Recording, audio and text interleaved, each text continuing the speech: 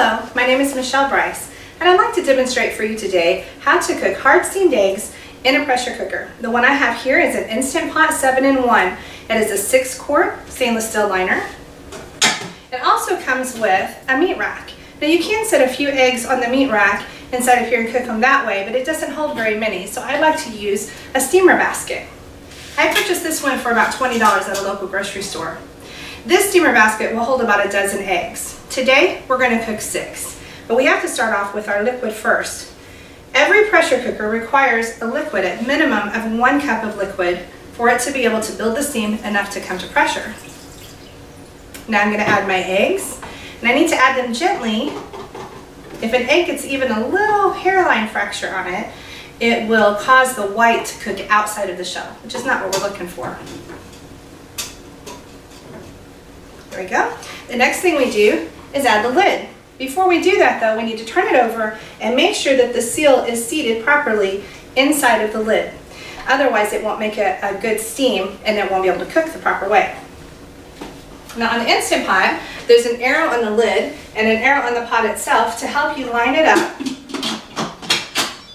And it makes that chime to let you know you have it in the proper place. And then as I turn it clockwise, when it gets into the locked position, you'll hear another chime. Just like that. The next thing I need to do is to make sure that my valve here, my pressure release valve, is moved to sealing and not venting. We want it to seal, not to vent. The venting is for when we're wanting to release the pressure. Now I'm going to start the Instant Pot. You can see here it has some pre-programmed settings, but we're going to use the manual setting. So I'm going to hit manual. I want it to be on high pressure, but we're only going to cook the eggs for 2 minutes. Now it's a bit confusing when you talk about the cook time on a pressure cooker. And the reason why is it takes time to come to pressure, and the cook time doesn't actually start until after the pressure cooker has reached pressure. And you know that it's reached pressure, that just means that it's starting. You know that it's reached pressure because the valve will actually pop up.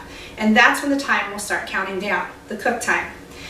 For eggs, we're going to cook them for 2 minutes, and then after the 2-minute cook cycle is finished, then we are going to let them do something called natural pressure release for 8 minutes. So I'll set a timer. I usually use my stove timer for 8 minutes. And there are 2 ways to release pressure from a pressure cooker.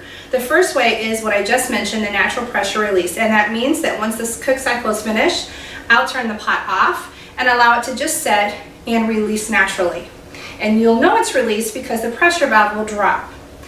Now the other way to release pressure is called a quick pressure release, and that's when you change this pressure release valve here from sealing to venting. And then you need to be very careful because there'll be hot steam coming out of this pressure release valve. Now we cook for 2 minutes and then we natural pressure release for 8 minutes. If at the end of that 8 minutes the pressure valve has not dropped, then we will turn the pressure release valve from sealing to venting to let the rest of the pressure out.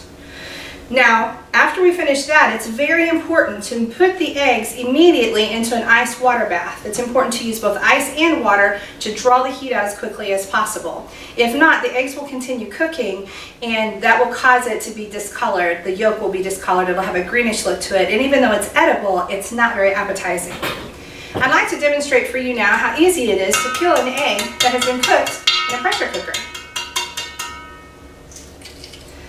After these are peeled, you can slice them and add them to a salad. You can dice them and make egg salad or maybe potato salad. My family likes to eat them whole, or they like for me to slice them long ways, take out the yolk, mix some Miracle Whip and some mustard with it, and turn it into deviled eggs. This is what it should look like when you're finished. Thank you so much for allowing me to demonstrate for you today how to cook hard steamed eggs in a pressure cooker.